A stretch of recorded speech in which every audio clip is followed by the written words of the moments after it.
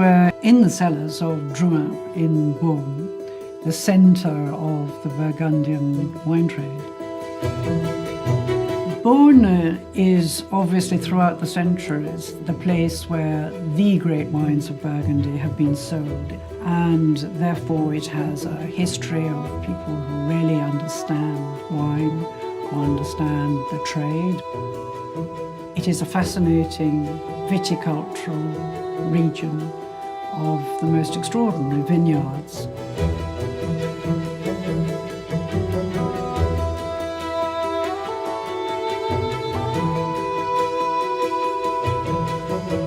The House of Drouhin has been in existence since 1880.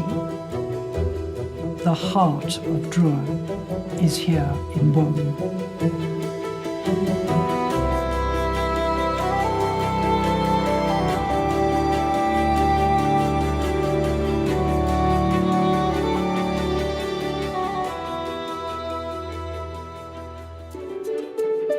It was a very special surprise when I first heard from Robert Drouhin that he might have some of the wines from his personal cellar that he would like other people to enjoy, shall we say.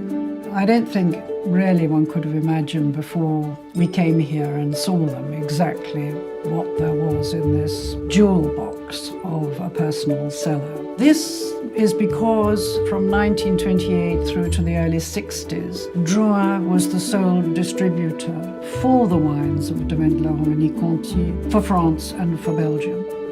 We're looking at 4 important decades, a little from the 1930s, but then majoring on the 1940s, 1950s, 1960s. And these are great decades with some extraordinary vintages and years, historic landmarks in the wine world. The Domaine de la Romanée-Conti is the most famous estate in Burgundy.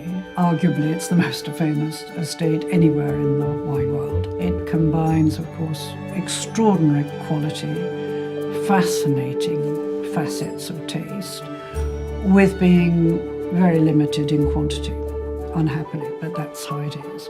In this extraordinary personal cellar, there are the 5 different vineyards of Domaine de la Romanée-Conti. Échezeaux, Grands Échezeaux, a wonderful range of the great Richebourg, and then the 2 complete gems, La Tâche and Romanée-Conti itself. What you're looking at with these Domaine de la Romanée-Conti wines, which are made in such minute quantities, is some of the most famous vintages, mythical wines.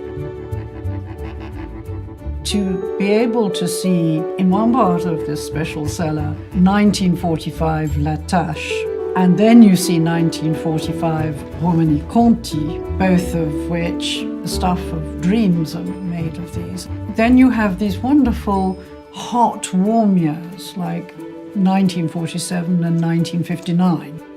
The wines have a richness to them which comes from the clement climate.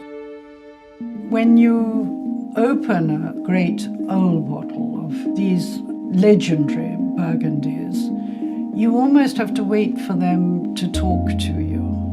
You haven't got huge power or full fruit coming at you. What you've got is myriad different flavors and complexity, from sandalwood, smokiness, sort of dried fruits. And you've got all that as a sensation in your mouth. And then, when you have swallowed them, the taste that's left in your mouth is almost eternal. I think it's almost unheard of that a cellar of such treasures can become available to anyone in the world who happens to be passionate about fine wine, because there really is no normal opportunity to get these wines. It's an enormous privilege to be the intermediary here between the family and the people who will eventually own, and I hope drink these wines with their nearest and dearest, because you will be giving anyone who has the opportunity to share them with you a memory of a lifetime.